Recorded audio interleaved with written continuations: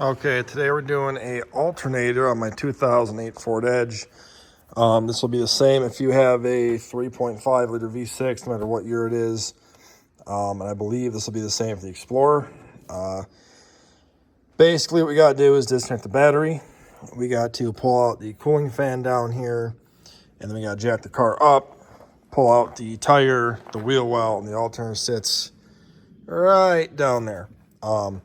This is the fifth one that's went bad on my Edge. AutoZone ones, I've had 4 bad ones from AutoZone. Buy the OEM one. Do not fool around buying the AutoZone, Napa, or advanced ones. Just buy the OEM, spend the $600 on the OEM one and be done. But anyway, let's get started. Step 1, disconnect your battery cable. If you have a stock cable, it'll just be a 8mm. This is all aftermarket I had to do because of corrosion issues. So I'm going to disconnect that and then we'll go from there. All right, so once you have your battery cable disconnected, you got to move your airbox. I forgot to mention that. So mine's kind of custom here. I've had some serious corrosion issues, so I have different wires and stuff than you were going to have. But your mass airflow connector is a little red tab you got to pull out. You pull this tab out and then just depress this and it'll pull out. Pop this off, don't break it. Pop it off like so. Undo that with that tab. Undo that like this. You want to take and pull this out, which is easier with 2 hands. There we go. All right. Go like so. And then this whole assembly you want to take out. Take out your air filter. And we'll set this out of the way over here. The lower part comes out with this 8mm screw here, and there's one here too. Mine is broken off underneath. This car is so rusty. There's really no saving it.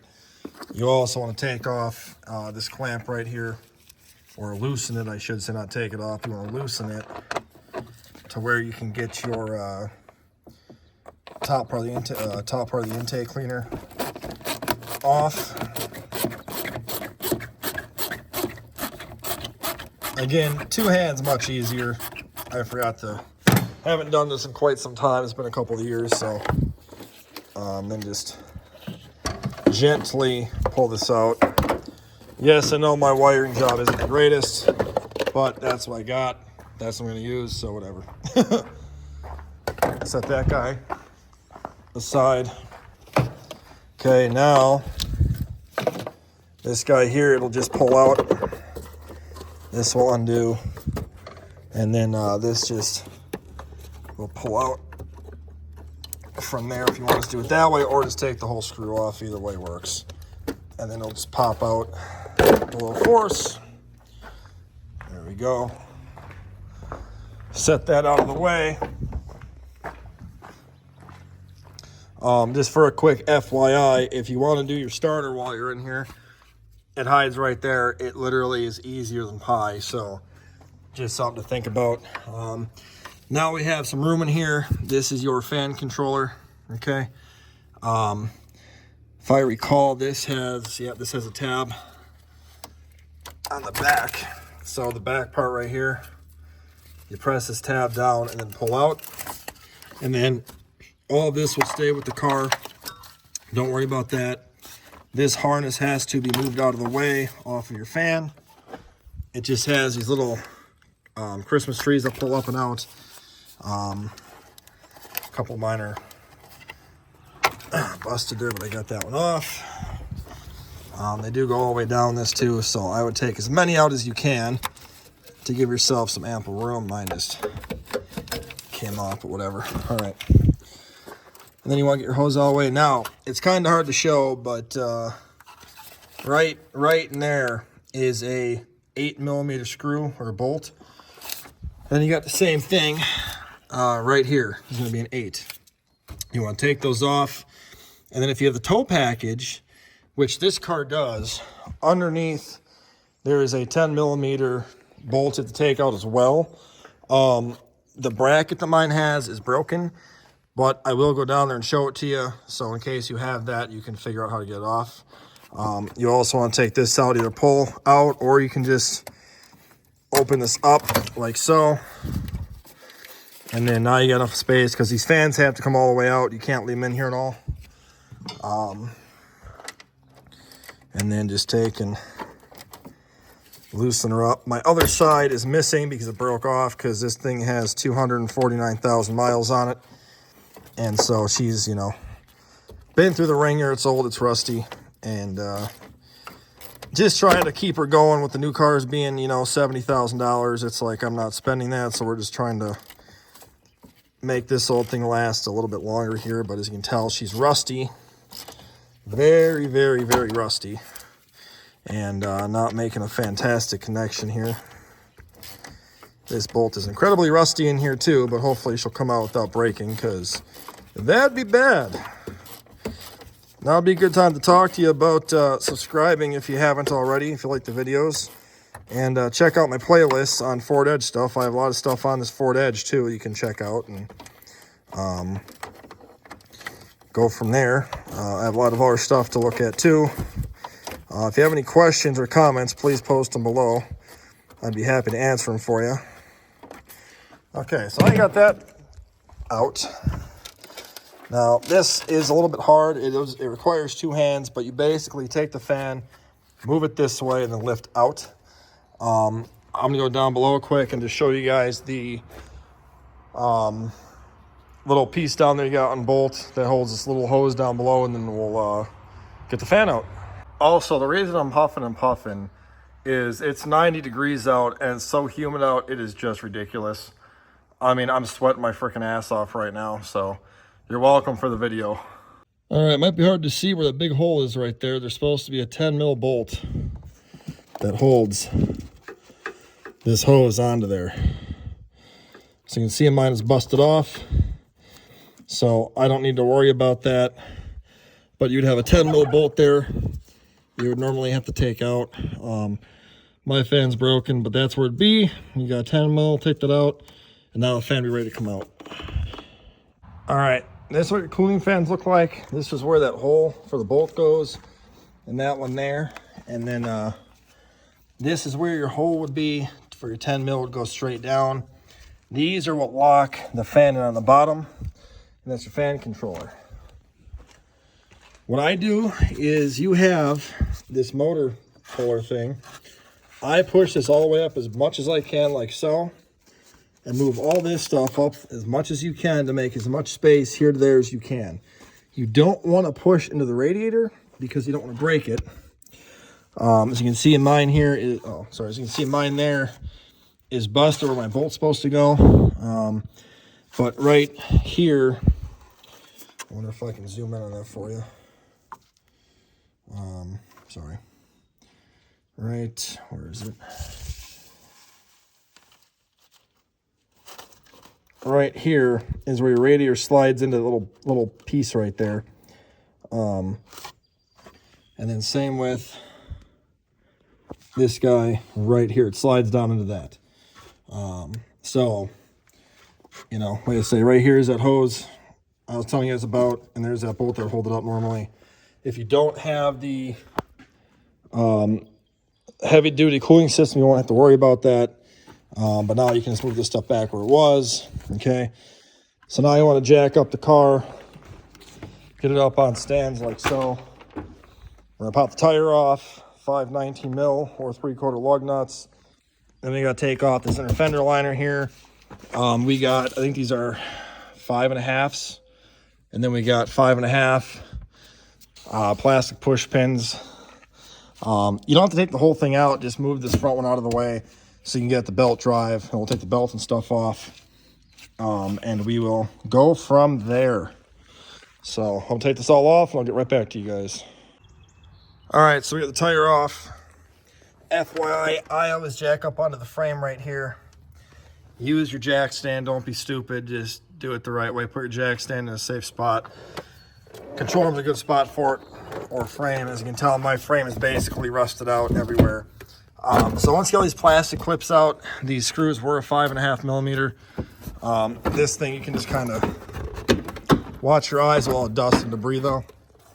But she'll come out. If you want to take the whole thing out, you can. I usually just take out what I need to take out. Kind of go from there here. Again, high mileage vehicle. I'm not all that worried about keeping it nice. As you can tell, I got a leak oil there. So now we got access to the belt. And yes, I know my frame is completely rusting out. I don't care, whatever. So to get to the belt, your tensioner, you're gonna need a very thin ratchet, but right there's your tensioner. It's a 3/8 on the top right there. I have a Matco ratchet that fits in mine perfectly, and that's what I use, but a flat gear wrench one will work just fine too. So I'm gonna grab that and I'll show you guys how I do it. All right, so my Matco one is a very slim head. It barely fits in there. You pull it to the front of the car. That will take your tension off, and then you get the belt off, okay? That's all you gotta do. A snap-on ratchet or a Mac ratchet is too thick to fit in there. You need a really thin one, or use the flat bar from Gear Wrench here. But I'm gonna kind of just set you like so. And then take off the belt here.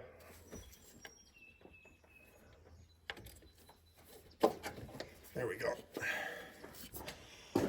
And then I just leave this kind of rest on here because I got to go ahead anyway and, you know, get the belt back on. So now you come down here, you can just take your belt and get it off.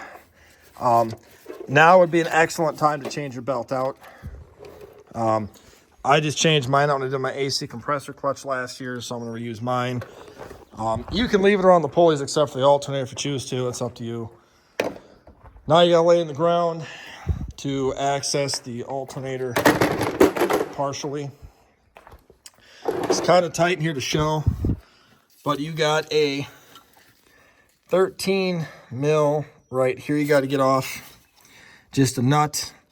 There's a connector next to it. I'm going to try and get my tripod in here to hold it so you guys can see what I'm doing here. Well, maybe I can get this at least for you guys first. Or is this one a 10? This might be a 10, not a 13. Yeah, I think that's a 10. Watch your hands on these stupid clamps. They catch you on every little stinking thing here. Okay, come on, fellas. Nope, not a 10. It must be a... yeah, it's got to be a 13. I'm pretty sure this is a 13 if I recall. I know it's been a minute since I've done this, but... Nope, must be a 12. Okay. Well, let's see what 12 does for us. Yep, so 12 is what you want. Okay. Maybe the factory was a 13. That one, though, was not. That was definitely a 12. And, get your 5.5 off of there. And then you want to very gently take this off. Kind of need both my hands for this one too, but we'll try and do what we can do here. Well, let me try and put this on quick. My tripod wouldn't sit in here nice, so I can't really get you guys a good angle without holding you. But this hose, and now granted, Ford, if I recall, the Ford manual recommends to drain the coolant and take this hose out of the way, which you can do. I mean, if you're gonna do a coolant flush and hoses, now would be an excellent time to do that in the process of doing this alternator, to where, you know, you can take the stuff out of the way, because these clamps really catch your gloves or your wrist. If you don't wear gloves, not a huge deal, but it'll still catch your skin, so. But, all right. Yeah, so, but the reason my alternator is going bad, though, is the battery light comes on and it charges intermittently. I had some serious rust issues on this car, and I put all new grounds everywhere and cleaned up every connection and, you know, all that jazz, and so it's still having an intermittent charging issue. I figured I've had issues with these alternators in the past, and I thought, well, I will change this one out again and just hope that that's the issue, because if it's not, then it might be a PCM, because From what I understand, the PCM tells the alternator to come on and off with the voltage regulator. This was a nut we were getting off, by the way. Then this off. Now, behind your AC line here, and don't bend this AC line too much because you don't want to break it. There's a connector down here, and if I recall, you gotta push in to release it, I think. I'm gonna need 2 hands for this. I'll be right back. Okay, so you have to depress this tab to pull out. I used my pick and I pushed the back of this tab. You have to push it in like this, and it sits in there like this. So that faces the driver's side, and you just push it in and pull it out.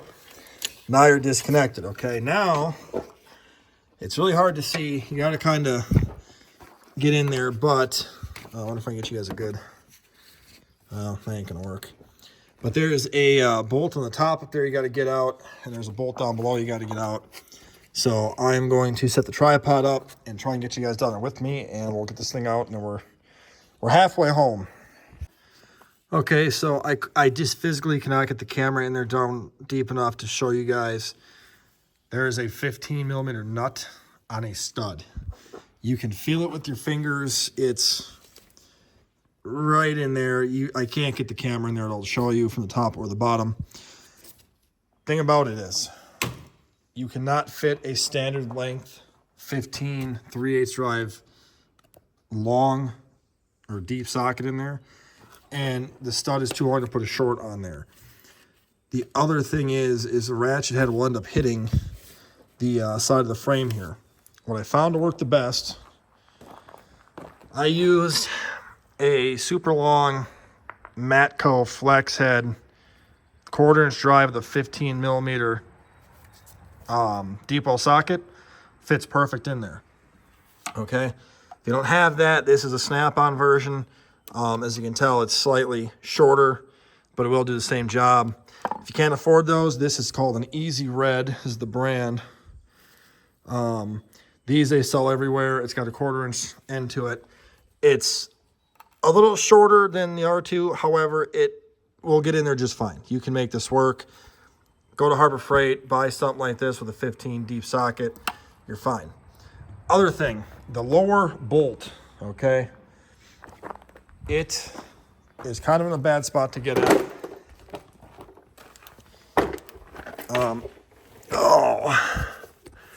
The bolt right there, you can see on camera, there's a 15mm. Okay, here's what I did off the gates. I don't really want to mess around too much. This is like a, I don't know, 10-inch extension, 1/2" drive, Mac 1/2" swivel, 15 short to the 1/2" impact. It took that bolt out like nothing. A 3/8 will work just fine too. It's got enough power.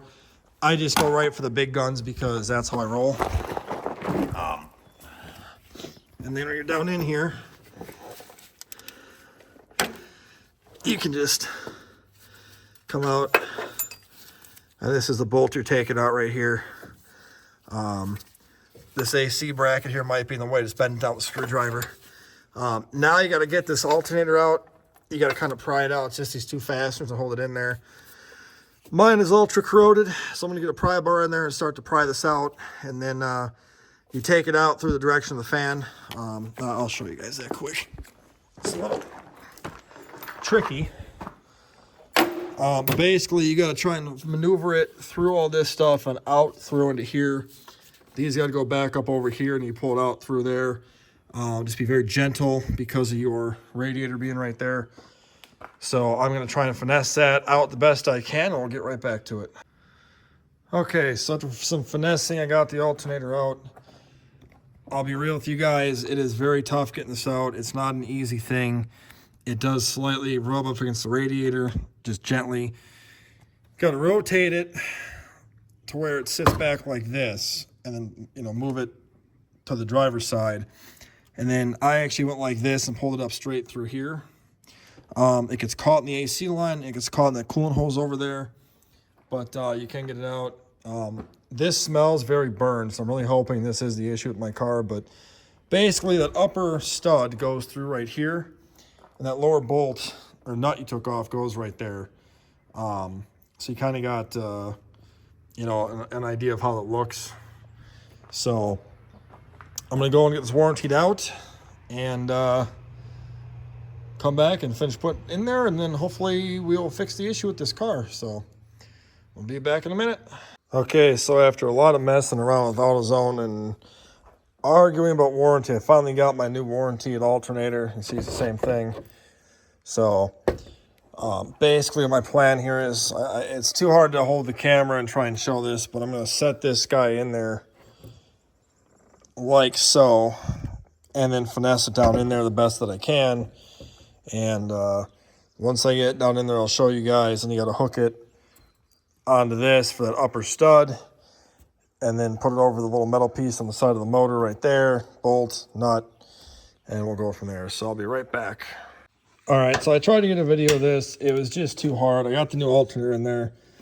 Had to put it through down this way, finesse it down into there. You want to hang it on that stud down there first. I really wish I get you a better view here, but it's just, you'll see once you get in here. You hang it on the stud, push it all the way back.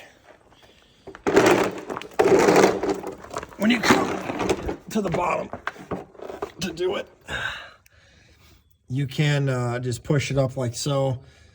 I tighten that down first with the impact. I anti-seize that and then that stud, so I know I can get out next time.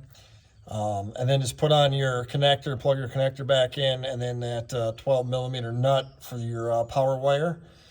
And your belt routing goes around the crankshaft, smooth side onto the tensioner, grooved around the alternator down.